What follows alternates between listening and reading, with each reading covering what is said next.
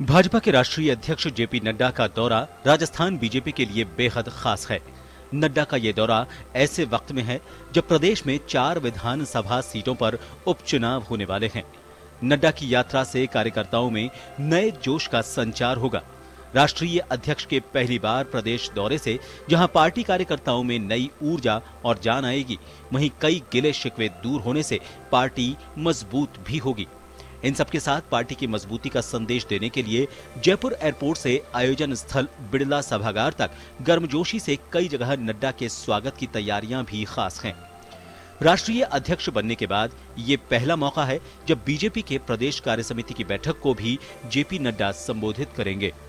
इससे पहले नड्डा वर्चुअल तरीकों से प्रदेश संगठन से जुड़ते रहे हैं। वहीं प्रदेश के वरिष्ठ नेताओं के साथ मुलाकातें, बैठकें और मंथन का दौर दिल्ली में जारी रहा। यही वजह है कि प्रदेश संगठन अपने राष्ट्रीय अध्यक्ष के स्वागत अभिनंदन में कोई कसर नहीं छोड़ना चाहता। राजस्थान राष्ट्रीय नेतृत्व की प्राथमिकता में है और संदेश वो आएंगे तो निश्चित रूप से देंगे ही। एकजुटता के अलावा उनका मार्गदर्शन कार्यकर्ताओं के लिए वास्तव में ऊर्जा से पूर्ण होगा और आगे जो आगामी 4 विधानसभाओं के चुनाव हैं उसकी तैयारी में भी हमें उनके प्रबोधन से ऊर्जा और ताकत मिलेगी। इस बीच कांग्रेस प्रदेशाध्यक्ष गोविंद सिंह डोटासरा ने नड्डा के दौरे पर कहा कि उन्हें बीजेपी में चल रही आपसी खींचतान और अंतर कलह पर भी ध्यान देना चाहिए। मैं तो आशा करता हूं कि जेपी नड्डा जी आए हैं तो उनको इस भारतीय जनता पार्टी जो टुकड़ों में बटी हुई है उसको एक करके जाना चाहिए। लेकिन जब तक अमित शाह और मोदी जी कोई संदेश नहीं देंगे तब तक ये बीजेपी एक होनी नहीं है और प्रतिपक्ष की सही भूमिका निभा नहीं रही है। नड्डा के दौरे से कार्यकर्ताओं में एक नया जोश पैदा होगा, ये बात तो सही है, लेकिन अरुण सिंह और नड्डा के सामने राजस्थान भाजपा की अंतर्कलह और 4 विधानसभा सीटों पर उपचुनाव जीतना भी चुनौती है। भाजपा नेता गुटबाजी से इनकार करते रहे हैं, लेकिन वसुंधरा के स्वागत सत्कार और धार्मिक यात्रा कई सवाल भी छोड़ रही है। बात यहीं खत्म नहीं होती। उनके समर्थक 20 विधायकों ने पत्र भी लिख दिया कि उन्हें विधानसभा में बोलने के समान अवसर नहीं मिलते। बहरहाल राहुल गांधी के राजस्थान दौरे के बाद भाजपा अध्यक्ष नड्डा का ये दौरा सियासी दांवपेच के लिए महत्वपूर्ण है और यही वजह है कि बीजेपी अपने नेता के सामने कोई कोर कसर नहीं छोड़ना चाहती। ब्यूरो रिपोर्ट, जन टीवी, जयपुर।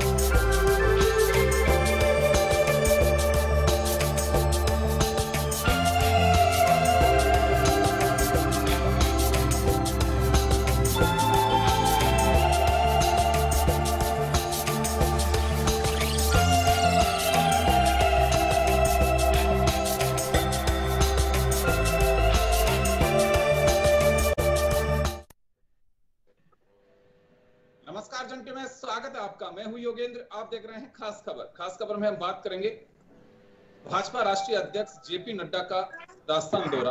वह जयपुर अध्यक्ष बनने के बाद पहली मर्तबा आएंगे और पहली बार आने पर यह दौरा के कई मायने हैं, और अगर बड़ी बात इसमें की जाए तो उनके सामने कुछ चुनौतियां भी होंगी। स्वागत सत्कार जैसी तैयारियां कई दिन से चल रही थी, वैसे ही उनके सामने चुनौतियां ये भी हैं कि बीजेपी बेशक मना करे लेकिन अंतर्कलह बीजेपी में है, उसे कैसे पाट पाएंगे। आने वाले दिनों में 4 विधानसभा के उपचुनाव हैं, वह जीतना बीजेपी के लिए एक बड़ी चुनौती है।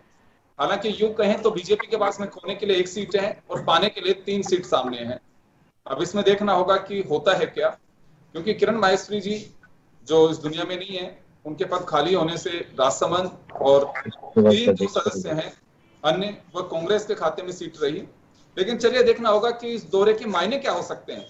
ऐसे वक्त ये दौरा हो रहा है जब देश में किसान आंदोलन चल रहा है, सामने उपचुनाव है, और राहुल गांधी हाल ही में किसान पंचायतें करके रोड शो करके जयपुर राजस्थान से गए हैं। तो नड्डा साहब का दौरा निश्चित रूप से एक सियासी पैमाने हैं उसके, और सियासी मायने भी हैं। हमारे साथ वरिष्ठ पत्रकार और समीक्षक ओम सैनी साहब जुड़ गए हैं, कांग्रेस नेता आरसी चौधरी जी हमारे साथ हैं, भाजपा नेता और विधायक अभिनेश महरिषि साहब हमारे साथ हैं। सभी का स्वागत है। ओम जी, आपके पास आना चाहूंगा। अभी राहुल गांधी आके गए और अब जेपी नड्डा हैं, तो निश्चित रूप से 2 दिग्गजों के दौरे राजस्थान के लिए काफी महत्वपूर्ण है। प्रदेश में चुनाव होने वाले हैं, किसान आंदोलन चल रहा है, तो ऐसे में नड्डा साहब के इस दौरे के और क्या मायने हो सकते हैं? देखिए, कुल मिलाकर के दोनों ही पार्टियां जो है उनके मतलब ये जो किसान आंदोलन है वो तो अपना आधार है ही, उसमें किस तरीके से एक पार्टी क्या चाहती है, दूसरी पार्टी क्या चाहती है हम समझते हैं ठीक से। लेकिन जो पार्टी का अंदरूनी मामला है, चाहे वो कांग्रेस का हो चाहे वो भारतीय जनता पार्टी का हो, वो दोनों में ही अपने आप को ऑर्गेनाइज करने के एक जिम्मेवारी है राष्ट्रीय अध्यक्ष पर और राष्ट्रीय नेतृत्व पर। तो राहुल गांधी अपना काम करके चले गए और उसका नतीजा भी उन्होंने देख लिया कि किस तरीके से एक ही हेलीकॉप्टर में 2 ऐसे लोग बैठे हुए थे जिनकी चर्चा ही नहीं हुई साल भर से, और दोनों हंस रहे थे और हमें बताया गया कि साहब अब तो सब कुछ बड़ा बेहतरीन हो गया। दूसरी ओर नड्डा साहब के यहाँ जो सिलसिला है उसमें चाहे आप कितना ही कहिए, लेकिन गुलाब चंद जी कटारिया और राजेंद्र राठौड़ और साथ साथ में सतीश जी पूनिया, इनके बीच में जो सत्ता पे काबिज होने का जो सिलसिला है, नेतृत्व का जो सिलसिला है, उसको लेकर के बड़ी तनातनी रही और उस पर कुछ न कुछ सामने आता रहा है। वो अलग बात है कि वो स्वीकार नहीं करते, लेकिन सच तो यही है कि आता रहा। और वसुंधरा जी का ऐसे में जो परे रहना था वो अपने आप में बड़ा कष्टदायक था। तो वसुंधरा जी ने जब से अपने आप को जोड़ा है इनके साथ में, इसका मतलब है कि भारतीय जनता पार्टी में अब एक लंबा ग्रुप है जो अपने आप में अर्थपूर्ण हो सकता है, क्योंकि वसुंधरा जी का अपना एक कद है, अपनी तौर तरीके हैं जो जिनके सामने न राजेंद्र राठौड़ टिकते हैं, न गुलाब चंद जी कटारिया टिकते हैं, और ना कहूँ सतीश जी पूनिया भी उस तरीके से नहीं। अगर वो आ जाती हैं और वही सारी चीज़ें अगर ऑर्गेनाइज करने की बात कर रही है, मुझे लग ये रहा है कि वो जो धार्मिक यात्रा निकालने की बात कर रही है, मुझे उनकी ये बात देख करके ख्याल आया कि जब प्रमोद महाजन जीवित थे और पहली बार जब राजस्थान में वसुंधरा जी को मुख्यमंत्री के रूप में इंट्रोड्यूस करने का सिलसिला हो रहा था और उन्होंने जो अपनी यात्रा प्रारंभ की थी, शायद मेवाड़ से ही की थी, मुझे जगह याद नहीं आ रही, तो उसका नतीजा ये रहा कि धाम से की थी, हाँ 4 पूजा धाम से की थी। उसका नतीजा ये रहा कि जिस पार्टी में कभी भी अपनी मेजोरिटी हासिल नहीं किया, भैरव सिंह जी के लीडरशिप में कोलिशन से ही सरकारें चली है, लेकिन ये जब गई तो 120 सीटें इन्होंने हासिल की। पहली बार ये दबदबा और रुतबा इन्होंने दिखाया मैं किस तरीके से अपने संगठन को साथ में ले सकती हूँ। और जैसे जैसे हर जगह के आदिवासियों में आदिवासी नजर आ रही थी और सामान्य दूसरी उसमें जिन जातियों के साथ में जो 36 कौम बोलते हैं उनके साथ में जैसे जैसे उनके संवाद हुए वो सब पता है। और उसका परिणाम ये रहा कि जो कांग्रेस का जो सिलसिला था वो बिल्कुल रह गया और पहली बार सरकार ऐसे बनी। तो अब पुनः वो जब आ गई हैं और नड्डा जी जो बैठे हुए हैं वहां पर राष्ट्रीय अध्यक्ष, वो इनमें समन्वय अरुण सिंह जी तो कर ही रहे थे, लेकिन नड्डा जी अगर आते हैं और वसुंधरा जी के साथ में इन सबका संवाद करा देते हैं, जो भी नाराजगी का सीन चल रहा है, जिन लोगों ने चिट्ठी लिखी थी और चिट्ठी के बाद में जो कार्यवाही हुई है हम सब जानते हैं, उनमें एक समन्वय बिठाने का सिलसिला है, ये ज्यादा ही सिलसिला नहीं है। और साथ साथ में आपने ठीक कहा, तो इस दौरे से जो आप बता रहे हैं अंतर कलह की बर्फ वो पिघल पाएगी?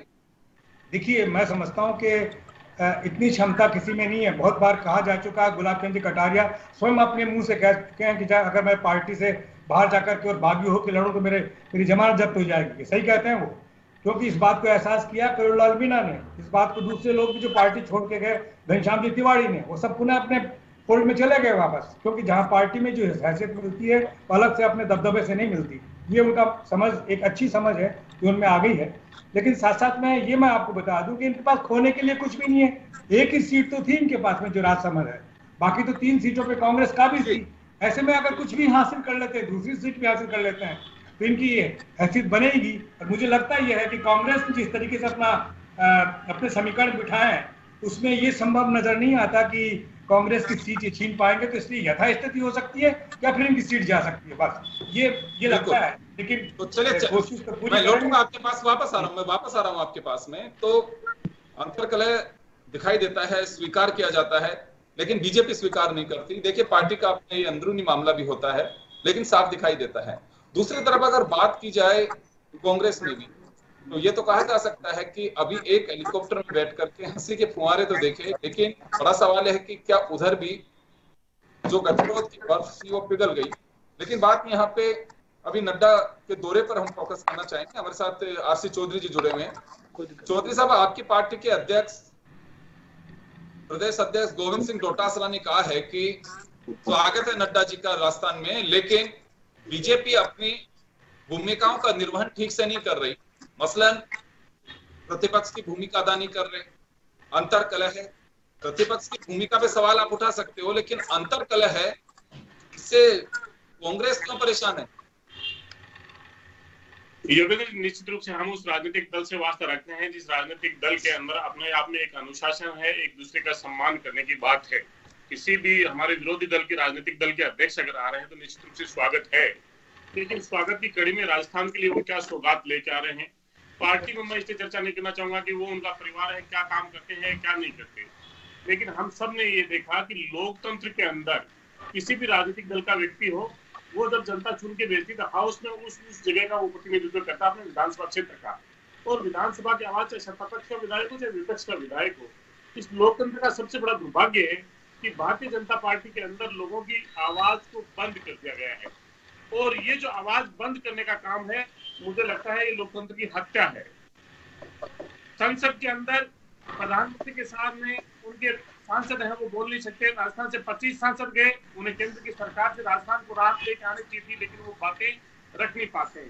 अगर उनकी संसदीय दल की मीटिंग होती है, जो भी अपने वर्ग की आवाज उठाता है, किसान की आवाज उठाता है, दलित की आवाज उठाता है, तो आनंद पटोले हो, सावित्रीबाई फुले हो, तमाम किस प्रकार से सांसदों को पार्टी से बाहर का रास्ता दिखाया वो आप सबको मालूम है। लेकिन हम ये सोचते हैं कि लोकतंत्र के अंदर विपक्ष की बड़ी महत्वपूर्ण भूमिका होती है।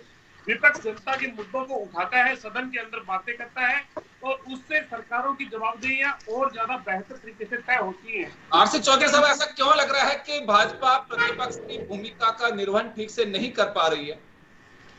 योगेंद्र जी, अगर अपने 20 विधायकों को अपने पार्टी के अध्यक्ष को लिख के ये देना पड़े कि हमें बोलने का मौका सदन में नहीं दिया जा रहा, जो स्थगन प्रस्ताव है उसके अंदर भी जो पर्ची दी जाती है, पर्ची के अंदर उन्हें डिस्क्रिमिनेट कर दिया जाता है, उनको अलग कर दिया जाता है। ये जो पक्षपात है, ये जो बातें हैं, वो निश्चित रूप से कीजिए, जिसके हाथ में सत्ता है वो कीजिए। किसके ग्रुप के हैं या नहीं, हम उनसे नहीं कहना चाहते। अगर वसुंधरा जी के ग्रुप के विधायकों को नहीं बोलने दिया जा रहा है, मत बोलने दीजिए, लेकिन प्रदेश की जनता की आवाज को मत बंद कीजिए। वो अपने क्षेत्र से जीत के आए और अपने क्षेत्र की आवाज को रखना चाहते हैं। लोकतंत्र के अंदर, सदन के अंदर कोई व्यक्ति अपने क्षेत्र की आवाज नहीं रख सके, इससे बड़ा दुर्भाग्यपूर्ण कुछ नहीं हो सकता। हम उम्मीद करते हैं जेपी नड्डा जी ये आश्वस्त करके जाएंगे कि हर विधायक को उसकी आवाज मिलेगी और वो अपने क्षेत्र की आवाज को सदन के पटल पे रखेंगे। चलिए, बहुत बड़ा बड़प्पन आपका कि आप दूसरे दलों का भी ख्याल रखते हैं कि बोलने का समान अवसर सबको मिलना चाहिए। इतनी फिक्र है, बहुत अच्छी बात है। लोकतंत्र में ये सब कुछ चलता रहना चाहिए, होना भी चाहिए। अविनेश महर्षि साहब, आप लोगों को तो खुशी होनी चाहिए कि कांग्रेस में भी आप लोगों की चर्चा है कि आपके साथी विधायक जो पत्र लिख रहे हैं, उन लोगों को बोलने की पूरी आजादी मिलनी चाहिए, ताकि प्रतिपक्ष अपनी भूमिका में और मजबूती से आ सके।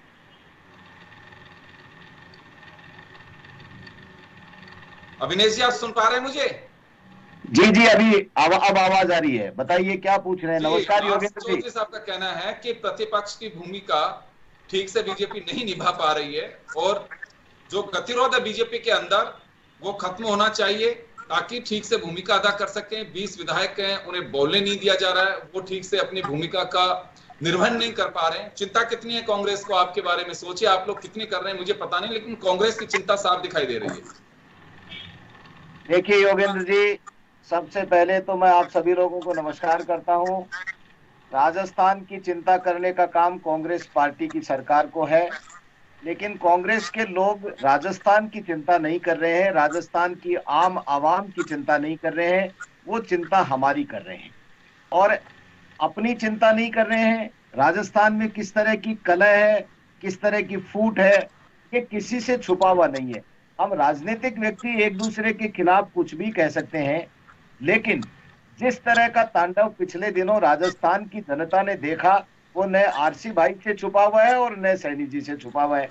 अभी अभी सैनी जी कह रहे थे, सैनी जी मुझे ऐसा लगता है, बुरा मत मानना, कांग्रेस के प्रवक्ता ने भी आपको बना दिया जाए तो ज्यादा ठीक होगा, क्योंकि कांग्रेस के अलावा क्या तो हो सकता है, मुझे मालूम नहीं, मैं बोल लूं, मुझे मालूम नहीं कि क्या कौन सा प्रेम बोल रहा है, लेकिन आपने कहा मुख्यमंत्री जी की वो बात भूल गए क्या आप? मुख्यमंत्री जी कहते हैं कि मैं जादूगर हूं, और जादू में क्या होता है आपको मालूम है?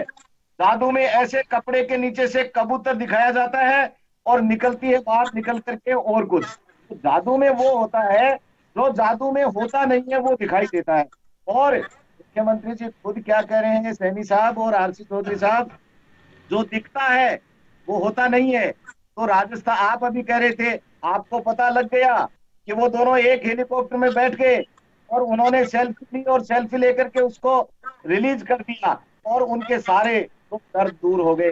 दुख दर्द दूर करिए, राजस्थान की जनता के वो बिजली के बिल, वो बिजली के बढ़े हुए बिलों में करंट क्या है, वो किसानों का संपूर्ण कर्जा माफी, सौगात आरसी भाई, सौगात राहुल गांधी जी क्या दे करके चले गए, बता दीजिए मुझे। हमने सोचा था कि वो सौगात लेकर आएंगे, किसानों का कर्जा माफी करने की घोषणा राहुल गांधी जी करके गए थे। उन्होंने क्यों नहीं कहा कि हम केंद्रीय, जो भी केंद्रीय बैंक, सब आवाज कट गई उनकी, और वो कर्जा क्यों नहीं माफ करने की घोषणा करके गए? जब राजस्थान की सरकार ने इतना कर्जा ले लिया, और कर्जा लेते, आप तो किसान के हितैषी हैं, तो किसान के हितैषी होने की बात करने वाले राजस्थान की जनता के साथ में, आम आवाम के साथ में कुल मिलाकर के धोखा नहीं करें। गुलाम नबी आजाद जी की बात, अभी ये हमारे ग्रुप की बात कर रहे थे, अपन नड्डा जी के दौरे पे लौटे, अभी नड्डा जी के दौरे पे लौटे से, नड्डा जी के दौरे पे, ये तो मुझे एक खुशी है अभिनेश महर्षि साहब और आरसी चौधरी साहब, आप एक दूसरे को आईने दिखा करके एटलीस्ट जनता को ये तो एहसास करा देते हैं कि हम इस डिजर्व करते हैं, हमारी डिमांड्स ये उठाई जा रही हैं और बिल्कुल जो हमें मिलना चाहिए राजनीतिक दल दे नहीं पा रहे हैं। अभी विधानसभा में सुन रहा था मैं, तो ये कहा जा रहा था कि नड्डा साहब आ रहे हैं, ईस्टर्न कैनाल के बारे में भी कुछ आकर के बोले, बड़ी खुशी होगी। उन्होंने ये भी कहा कि 25 सांसद राजस्थान से एनडीए के हैं, अगर राजस्थान के मुद्दों को वहां ठीक से उठाएं, जैसे जल मिशन है 90-10 का रेशो था, कभी 50-50 का कर दिया गया, विषम परिस्थितियां हैं, लंबी लाइनें होंगी, ये कभी भी नहीं था। ये कांग्रेस जिक्र कर रही है, बीजेपी कह रही है कि कांग्रेस को ये करना चाहिए। मुझे बड़ी खुशी है इस बात को लेकर के कि एटलीस्ट कम से कम जनता के मुद्दे पूरे हो नहीं हो तो उसका सौभाग्य है, भाग्य है, लेकिन आवाज जरूर आप लोग उठा रहे हैं। मैं आऊंगा आपके पास में, वापस लौट रहा हूँ ओम सैनी साहब के पास आना चाहूंगा, पर एक बार ओम सैनी साहब के पास में, ओम जी आपके पास आना चाह रहा हूँ। बहुत अच्छी बात है, और प्रतिपक्ष में अगर बीजेपी है तो केंद्र में कांग्रेस अपोजिशन में है, अच्छी बात है, जनता के मुद्दे उठाने चाहिए। लेकिन यहाँ जनता यह देखती है कि चाहे राहुल गांधी का दौरा हो या फिर जेपी नड्डा का दौरा हो, वो लीडरशिप आती है जिसके लिए हम पलक पावड़े बिछा देते हैं, जनता ही आती है उसमें, वो कोई किसी पार्टी से जुड़ा होता है, कुछ ऐसे भी होते हैं कि उन्हें उस प्रलोभन के माध्यम से भी लाया जाता है कि चलिए वहां तेरे को दही बड़े खिलाऊंगा, या फिर ये होता है कि हम आपकी मजदूरी बढ़वा देंगे, कि वहां आओ आपको पट्टे मिल जाएंगे, पता नहीं क्या क्या, मैंने बहुत स्टोरीज की हैं। खैर चलिए जो भी है, लेकिन आते हैं, निश्चित रूप से कोई कदावर नेता आता है, उसका स्वागत है, वो प्रदेश के अतिथि होते हैं, लेकिन जनता उनसे कुछ अपेक्षा भी करती है, उम्मीद भी करती है। स्वागत सत्कार का सिलसिले के साथ साथ में जो उनके हाथ में होता है, एटलीस्ट ये चर्चाएं होती है कभी कि हाँ जो मुद्दे हमें मिले हैं, ज्ञापन के जरिए मिले हैं, कि मैंने समाचार पत्रों के जरिए अवगत है कि प्रदेश की ये समस्या है, या अगर कहीं पे राहुल गांधी जी आते हैं कि प्रदेश की ये समस्या है जो स्टेट गवर्नमेंट सुलझा सकती है या केंद्र सरकार सुलझा सकती है, तो ये चर्चाएं कभी उस मंच से हो पाती है या एक दूसरे से कोसने का काम ही चलता है बस? ये तो मुश्किल है योगेंद्र जी। दोनों लोग जो कांग्रेस और बीजेपी के बैठे हैं, तो बीजेपी वाले साहब ने सुना ही नहीं मुझे, और सुनने से पहले ही एक अलग ही मुझे उनके खाके में बिठा दिया। मैं कह ये रहा था कि दोनों पार्टियां 4 चुनाव को लेकर के जिस तरह से सक्रिय है, अपने संगठनों को जिस तरीके से एकजुट करने की चेष्टा कर रहे हैं, उसके अंदर बीजेपी में क्या हुआ, कांग्रेस में क्या हुआ, दोनों को मैंने बताया, लेकिन मुझे उन्होंने खट से उठा करके कांग्रेस में बिठा दिया ताकि मैं आपकी बात न कहूं। ये तो कोई तरीका नहीं। बहरहाल मैंने कहा कि मैंने थोड़े कहा कि अरुण सिंह जी ने ही कहा कि बुलाएंगे, समझाएंगे, डांटेंगे, साथ करेंगे, ये सारी बातें उन लोगों की कही हुई जो छपी है अखबारों के अंदर, मैं तो नहीं कह रहा। लेकिन काम जो भारतीय जनता पार्टी का अपना वजूद था, उसमें मुझे लगा कि वसुंधरा जी के सक्रिय होने से, कोर कमेटी में शामिल होने से उसमें ताकत आई है। वो ताकत मुझे ऐसा लगने लगा है कि जो 4 सीटों का सिलसिला, उसमें एक सीट जो सिर्फ 3 सीटें जो बाकी पड़ी हुई थी, उसमें कुछ लग नहीं रहा था कि भारतीय जनता पार्टी कुछ कर पाएगी, क्योंकि किसानों के प्रति जो उनका रुझान रहा है, जो कुछ बोलते रहे हैं, जैसी भाषा बोलते रहे हैं, तो किसान इनके बहुत खिलाफत का सिलसिला बना हुआ है। इनकी पंचायत वगैरह भी उस तरीके की नहीं हुई। राहुल गांधी की भी हुई, कांग्रेस के अशोक गहलोत साहब की भी टिकट, राकेश वगैरह है, उनकी सबकी हुई, देखा उनका ना। तो ऐसी स्थिति में जो स्थितियां हैं, मुझे नहीं लगता है कि जो 3 सीटें बाकी बचती हैं, सुजानगढ़ या ये जो सहाड़ा और ये दूसरी जो सीट है राजसमंद के अलावा जो सीट है वल्लभनगर, इसमें कोई स्थिति बनती नहीं है। हाँ, सुजानगढ़ तो बताया मैंने। तो ये इनमें स्थिति बनती नहीं है। तो ऐसी स्थिति में वसुंधरा जी के आने से और नड्डा जी के यहाँ आकर के वो समन्वय बिठाने से एक दमदार पार्टी के रूप में भारतीय जनता पार्टी खड़ी होती है। मैं ये कह रहा था। अब ये कहना भी कांग्रेस के पक्ष में जाता है कि मेरे समझ में नहीं आया। तो मैंने ये भी कहा कि कांग्रेस ने जिस तरीके से अपने जो एक फैक्शंस के रूप में पिछले काफी अरसे से सारा सिलसिला चल रहा था, उसमें जो समन्वय बिठाने के लिए अपने आप को एग्जिबिट किया, वो उनकी ताकत का एक दृश्य बताती है कि कैसे वो लोग भी तैयारी कर रहे हैं। तो ऐसे में मुझे लगता है कि नड्डा जी के आने से और साथ साथ में वसुंधरा जी के सक्रिय होने से संगठन में एक समन्वय बैठेगा, जो एक नाइट के वाक्य बनी हुई है, वो खत्म होगी। इसमें कोई संदेह नहीं है। राजनीतिक दल देखिए, नफा नुकसान हर कोई देख के चलता है, और कई बार ये कहते हैं कि सत्ता काबिज होना है, सीट जीतना हमारा केवल मकसद नहीं है, हम तो एक चैरिटी के रूप में भी काम कर रहे हैं। कोई नहीं है, ये सब बेकार की बातें हैं। कोई बाबा जी ये कहे कि धूनी तपना कोई मेरा मकसद नहीं, जब बाबा जी बन गए तो धूनी भी तप सकते हैं, उसमें कोई बात नहीं है। अगर आप राजनीतिक दल में तो सत्ता हासिल करना भी एक मकसद होना चाहिए, इसमें कोई गलत नहीं है, लोकतंत्र का एक हिस्सा है वो भी यहाँ। लेकिन अगर इस दौरे को अगर हम यूं भी देखें, राहुल गांधी बनाम नड्डा, राहुल गांधी के दौरे के बाद अब नड्डा का दौरा है, तो इसको इस तरह से भी देख सकते हैं। 4 विधानसभा के बाई इलेक्शन एक बड़ा मैसेज देंगे। जब 2.5 साल का कार्यकाल सरकार पूरा कर चुकी होगी राजस्थान में, 25 सांसद बीजेपी के 2019 के लोकसभा चुनाव से जीत करके गए, किस तरह का मैसेज जाएगा? देखिए, अभी दोनों पार्टियां कहेंगे कि पंचायत राज में हम इतनी सीटें गेन कर लिए हैं, लोकल बॉडीज में इतनी सीट गेन कर लिए हैं, उसका एक अलग समीकरण होता है। कोई राजनीतिक सिंबल का कोई फायदा ना नरेंद्र मोदी जी का दाव काम आता है वहां पे, ना राहुल गांधी जी की चवन्नी चल पाती है वहां पे। वहां आपके लोकल संबंध चलते हैं, इसमें कहीं कोई अतिशयोक्ति नहीं है, और मेरे से बेहतर दोनों हमारी पार्टियों के नेता अच्छे से जानते हैं वहां टिकट किसको दीजिए, वो चेहरा कितना चर्चित तो निर्दलीय भी जीत जाता है। और इसी वजह से 46 जगह पे निर्दलियों की महत्वपूर्ण भूमिका रही है। आप अंदाजा लगा सकते हैं इन चुनावों का असर कितना होता है। लेकिन ये 4 चुनाव बड़े महत्वपूर्ण होंगे। आरसी चौधरी साहब, आपके पास आना चाहूंगा मैं। चलिए, बयानबाजी सब कुछ तो चलता रहेगा, लेकिन राहुल गांधी किसानों को साधने के लिए आए, नड्डा जी यहाँ कार्यकर्ताओं में जोश फूकने आएंगे, मैसेज देंगे कि सब कुछ ठीक चल रहा है, कहीं कोई अंतर्कलह नहीं है, ये सिर्फ मीडिया की बनाई हुई बातें हैं। मीडिया भी पूरी तरह से पक चुका है, पीठ बहुत पक्की हो चुकी है इन सब इल्जामों को झेलते हुए। ये कहा जा सकता है, जैसे सचिन पायलट अशोक गहलोत की सेल्फी का भी जब जिक्र कर रहे थे, उससे एक मैसेज देने की कोशिश की कि चारों एक हेलीकॉप्टर में गए और उसके बाद में सब कुछ नॉर्मल है। नॉर्मल कितना होगा ये कहना बहुत मुश्किल है, लेकिन इस यात्रा को राहुल गांधी के उस ट्रैक्टर रोड शो और सभाओं के साथ में जोड़ा जा सकता है कि उनका जवाब देने के लिए भी आ रहे हैं नड्डा जी।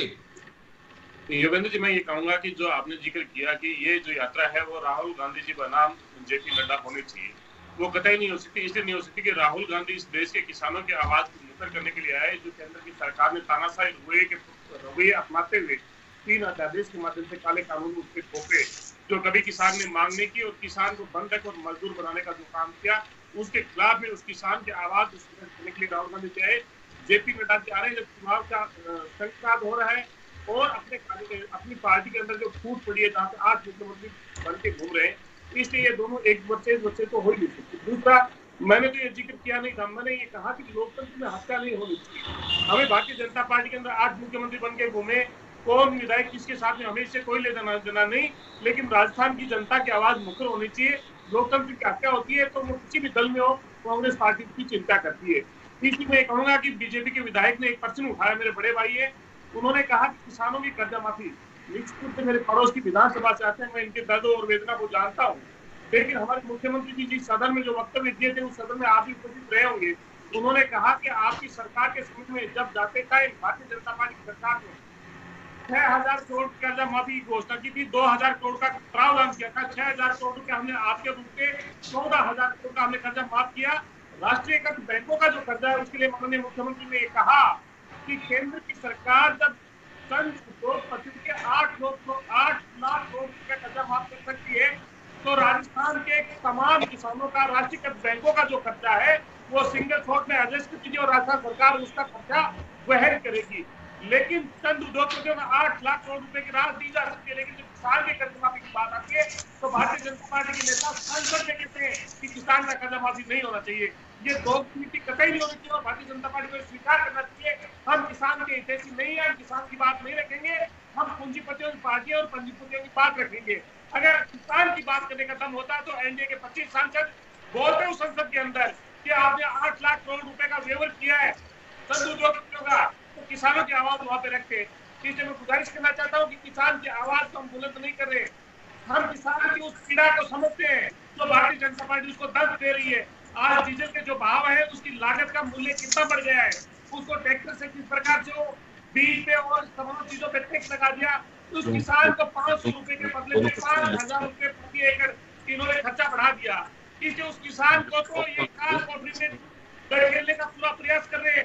कांग्रेस उसके खिलाफ अलग जगह में है और अंतिम तक हम किसानों के साथ खड़े होकर लड़ेंगे, हमारा ये उद्देश्य है। जी हाँ, महर्षि साहब। देखिए योगेंद्र जी, कांग्रेस के पास में कोई काम बचा नहीं है सिवाय इसके कि वो कोई न कोई मुद्दा पकड़ते हैं और अब किसानों के नाम पर राजनीति करने का इन्होंने ठेका ले लिया है पूरी तरह से। अभी आरसी चौधरी साहब जो बातें कह रहे थे, ये इनके ही नेताजी ने आकर के 10 तक की गिनती गिनी थी।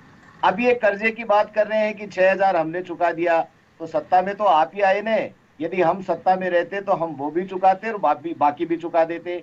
ऐसी स्थिति में राहुल गांधी जी जो कहते हैं वो कुछ भी मुंह में आया कह जाते हैं, उसके बाद में इनके गले की हड्डी बन जाती है और उसके अंदर मुख्यमंत्री जी से लेकर के तमाम लोग, चूंकि राहुल गांधी जी ने कह दिया तो चाहे जैसे कह दें, अपनी बुद्धि के हिसाब से जो भी कह दें, उसको इनका पूरा करने के लिए अब इनके आ गई कि हम कहां से करें। अरे भाई, आपने कर्जा यदि नहीं लिया हो तो आप हमको बता दें।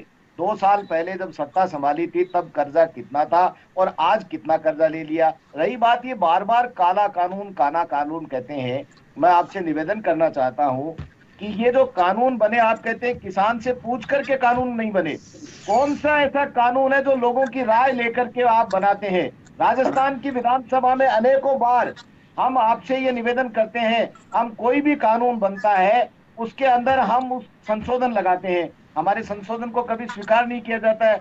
ये सत्ता पक्ष के अंदर जिसका बहुमत होता है वो अपने हिसाब से कानून बनाते हैं और वो कानून संसद में या विधानसभा में, लोकसभा के अंदर पास होते ही रहते हैं। तो आप ये बार बार कहते हैं किसान से पूछ करके कानून नहीं बनाया। जवाब देना चाहते हैं आरसी भाई, एक मिनट मेरी बात सुन लो।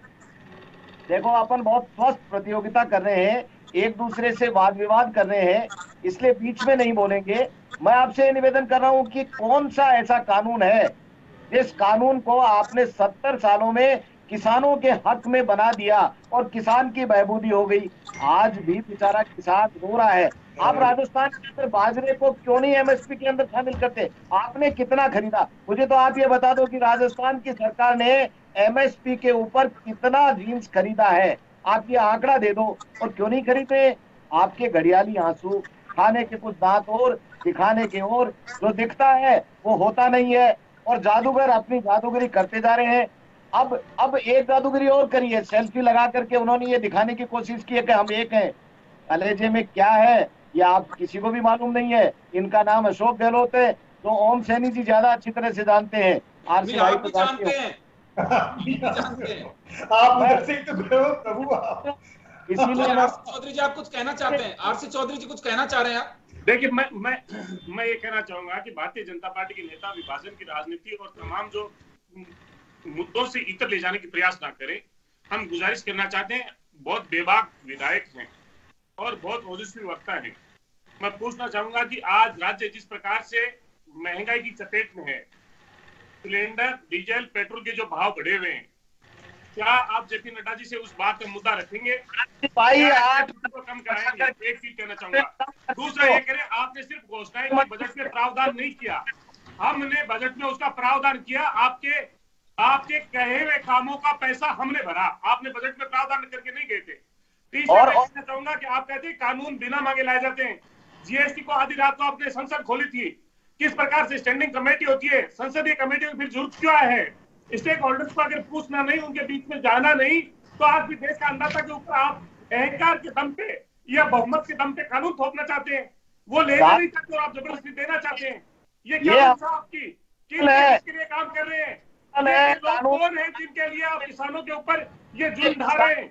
ये देश जानता है। इसलिए मैं गुजारिश करना चाहता हूँ, लोकतांत्रिक हमला मत कीजिए, लोकतंत्र को कमजोर मत कीजिए, संसदीय परंपराओं का निर्वहन कीजिए। ये मैं गुजारिश करना चाहता हूँ। तीसरा इन्होंने कहा कि जुमलेबाजी की बात राजस्थान की सरकार ने 1000 करोड़ रुपए साहब आ रहा हूं आपके पास, अभिनय जी आ रहा हूं। पार्टी के नेता बता दें अगर कोई दी हो तो। हमने रेट में 2% की कटौती की, भारतीय जनता पार्टी के नेता पूछते थे, अरे दिलाई राजस्थान को राहत। राजस्थान की जनता का पैसा किसान सेस के नाम पे लूट रहे, टैक्स के नाम पे लूट रहे। 1 लीटर गरीब आदमी जब पेट्रोल लेता है तो 60 रुपए टैक्स देता है आपको, और किसान के नाम पे ले रहे, और किसान को राहत क्या दिया आपने? और दूसरा, जेपी नड्डा जी के लिए जिस प्रकार से रेड कार्पेट बिठाए जा रहे हैं, भव्य स्वागत है, ऐसे लगता है कि जैसे कोई ब्रिटिश गवर्नर हिंदुस्तान की धरती पे उतर रहा हो। ये बड़ा दुर्भाग्यपूर्ण है। आरसी चौधरी साहब, आप इस स्वागत सत्कार को अंग्रेजों से जोड़ रहे हो। इस स्वागत सत्कार को आप अंग्रेजों से जोड़ रहे हो। हर पार्टी का जब नेता आता है तो कौन स्वागत नहीं करता, आप अंग्रेजों से क्यों जोड़ रहे हो नड्डा जी की यात्रा को? पूरे देश महामारी से जब देश जूझ रहा है, जहाँ पे आपने के नाम पे चंदा इकट्ठा किया लोगों से, और उस पैसे का आज तक आपने हिसाब नहीं दिया। दुनिया के देश का कोई आदमी आपके पैसे का हिसाब नहीं ले। चलिए मैं जवाब दिलवा रहा हूँ आपको, जवाब दिलवा रहा हूँ आपको। मैं जवाब दिलवा रहा हूँ आपको। आपदा में आंसू ढूंढते हैं, आंसू ढूंढते हैं। आप जवाब तो सुनिए मेरे हिसाब से। उन्होंने कहा राज्य में कितना कर्जा है, जवाब दे रहे हैं। राज्य में 40,000 करोड़ का कर्जा। अभिनय जी जवाब दे रहे हैं, जवाब दे रहे हैं, ताकि प्रदेश की जनता को राहत दे सके। लोगों को जवाब तो सुनिए। अभिनय जी जवाब दे रहे हैं आपको, अभिनय जी जवाब दे रहे हैं। अभिनय जी, आरसी चौधरी साहब को सुना आप, वो एक बड़ा गंभीर आरोप लगा रहे हैं कि ये स्वागत सत्कार जिस तरह से चल रहा है, किसान जूझ रहा है, महंगाई बढ़ रही है, अंग्रेजों की तरह स्वागत सत्कार जो है पार्टी, ये उचित नहीं है। ये अंग्रेजों के साथ में काम किए हुए लोग हैं, इसलिए इनको अंग्रेज याद आ रहे हैं। ऐसा कौन सा नेता है जो आता है तो उसका स्वागत, ये राजस्थान की परंपरा है जिसको ये भूल रहे हैं। राजस्थान की परंपरा के अंदर व्यक्ति हमारे यहाँ आता है उसका आतिथ्य स्वीकार करना आतिथ्य जो है, हम लोग अतिथि के रूप में उसका स्वागत करना हमारा धर्म बनता है। बात मैं ये कहना चाहता हूँ, 2-3 मुद्दे उन्होंने उठाए। 90-10% जो बात की, 90 और 10% रेशियो की बात की। इससे पहले मुझे बता दीजिए कि ये जिसकी बात कर रहे हैं वो 90% का रेशियो था क्या? ये नॉर्थ ईस्ट से कंपेयर करके मुख्यमंत्री जी बार बार कह रहे हैं नॉर्थ ईस्ट के हालात अलग हैं, आपके राजस्थान के हालात अलग हैं। 70 वर्षों में अधिकांश समय इनकी पार्टी ने राज किया। ये किसान के लिए घड़ियाली आंसू बहाने के लिए आ गए। इन्होंने इनसे पूछे कि किसानों के हक में कौन सा कानून बनाया? आज ये बाजरा क्यों नहीं खरीद रहे हैं? आज ये यहाँ पर एमएसपी मुद्दे के ऊपर क्यों नहीं खरीद रहे? नड्डा जी आएंगे, राजस्थान के अंदर भारतीय जनता पार्टी की कार्य समिति की बैठक लेंगे और निश्चित रूप से एक ऊर्जावान अध्यक्ष है, वो कार्यकर्ताओं के अंदर ऊर्जा प्राण फूकेंगे। और ऐसी स्थिति में जो ये दिखा रहे हैं कि भारतीय जनता पार्टी के अंदर फूट है या भारतीय जनता पार्टी एक नहीं है, ये तो अपना दर्द छिपाने के लिए ये इस तरह की बातें कर रहे हैं। ये इनके गुलाम नबी आजाद जी का क्या किया आपने? विचारों ने, जिनकी आंख में कभी आंसू नहीं आया था। वो मोदी जी और दोनों साथ रो लिए। मोदी जी के साथ रो लिए। वो उनकी पीड़ा को मोदी जी ने समझा। वो 23 नाम है या क्या कितने ग्रुप है मुझे तो पता नहीं, संख्या भी याद नहीं है, लेकिन उस ग्रुप को संभालिए। आज चौधरी साहब, राहुल गांधी जी जब देश के ऊपर कोई संकट आता है, राहुल गांधी इसमें भाग जाते हैं, इससे मिलने जाते हैं राहुल गांधी के देश में। अरे आप राहुल गांधी जी होते तो दिक्कत होती है, राहुल गांधी जी बाहर जाते तो दिक्कत होती है, राजस्थान में आते तो दिक्कत होती है। अरे आपको जनता ने चुना साहब, आप जनता के जनादेश पे आए, जनता की आवाज को मुखर कीजिए। कांग्रेस की आवाज को मुखर करने की जरूरत नहीं है। हमारे नेताओं को आप कितनी भी गाली दे, लेकिन इस प्रदेश की जनता को दर्द ना दे। इस महंगाई से, ये महंगाई जो डाई वो महंगाई आज लूट बची है। चलिए मैं माफी चाहूंगा, समय कम है, समय कम है, रोकना चाहूंगा सब। मैं रोकना चाहूंगा, 30 सेकंड कुछ बात कहना चाहते हैं ओम सैनी साहब जी। देखिए, एक बेईमानी तो बिल्कुल बंद होनी चाहिए। राजस्थान का जो लैंड रिफॉर्म्स हुआ, पूरे हिंदुस्तान जानता है कि किसान की जो हैसियत बनी, और सुखाड़िया के जमाने में लैंड रिफॉर्म्स हुए, सब कोई जानते हैं। और जिस तरह के जागीरदारी और भूमस्वामी आंदोलन राजस्थान की उस वक्त की सरकार ने फेस किए, वो भी जानते हैं। और मैंने वो सरकार भी देखी है, जो जनता पार्टी की सरकार जब बनी थी तो लक्ष्मी विलास के होटल में हम लोग चारों तरफ बैठे हुए थे। राजमाता सिंधिया, भरोत सिंह शेखावत, हरिशंकर भावड़ा, ललित किशोर चतुर्वेदी, तो यूं सामान्य उस पर बैठे हुए थे। न लाल गद्दे बिछे थे, न कोई तूफान मचा था। जनता की सरकारें ऐसी हुआ करती थी। अब जो ये जो कॉर्पोरेट कल्चर है, जिससे जो भारतीय जनता पार्टी जिसके विरोध में खड़ी हो रही थी, उस कॉर्पोरेट कल्चर को ही प्रोटेक्शन दे रही है। आश्चर्य हो रहा है, चाहे वो क्यों कांग्रेस की आलोचना इसी बात पे करते थे कि कांग्रेस का विकल्प बनना चाहिए भारतीय जनता पार्टी को, लेकिन लग ये रहा कि कांग्रेस पार्टी तो जो थी जहां थी वैसे ही, और साथ साथ में लेकिन भारतीय जनता पार्टी ने तो कमाल ही कर दिया। वो कॉर्पोरेट को जिस तरीके से मदद कर रहे हैं यार, यही इन्हीं के आंकड़े बता रहे हैं। मुझे याद है अप्रैल 2019 के अंदर लोकसभा में राहुल गांधी ने कहा था कि आप जिस तरीके से कानून ला रहे हैं उसका नतीजा ये होगा कि धीरे धीरे ये कॉर्पोरेट काबिज हो जाएंगे, किसान बेदखल हो जाएगा। आजकल मैं रोकना चाहूंगा, समय का अभाव है। तो चलिए, जेपी नड्डा साहब का स्वागत सत्कार और उनका दौरा काफी महत्वपूर्ण कहा जा सकता है। राहुल गांधी कुछ दिन पहले है, उसके बाद में नड्डा है। हर पार्टी का अपना एक एजेंडा होता है, लेकिन बड़ी चुनौतियां नड्डा जी के इस दौरे के दौरान नड्डा साहब के सामने। हालांकि दौरे से मुझे नहीं लगता है कि कई जो पेचीदगियां होती हैं उन्हें पाट दिया जाता है। एक मैसेज जरूर दिया जाता है कि सब कुछ नॉर्मल है, सेटल्ड है और हम सब एक हैं। लेकिन अब ये गतिरोध कहीं पे भी हो, कितना पार्ट टाइम या सेल्फी से गतिरोध हो पाएगा या फिर नड्डा साहब के साथ में बैठाने से सबका गतिरोध खत्म हो जाएगा, ये देखने वाली बात है। बेशक मना करें पार्टियां, लेकिन दिखाई सब देता है, जनता के बीच चर्चा भी है। लेकिन चलिए, पार्टियां हैं, अपने अंदाज से चलते हैं और उनका अपना एजेंडा होता है। लेकिन देखना होगा कि 4 विधानसभा उपचुनाव में बाजी कौन मारता है। इन दौरों का काफी व्यापक असर और जो कहें कि एक मजमून है यात्राओं का, काफी हद तक उसके आसपास जरूर देखा जा सकता है। बहुत बहुत शुक्रिया आप सभी का, और खास खबर में इतना ही। दीजिए इजाजत, नमस्कार।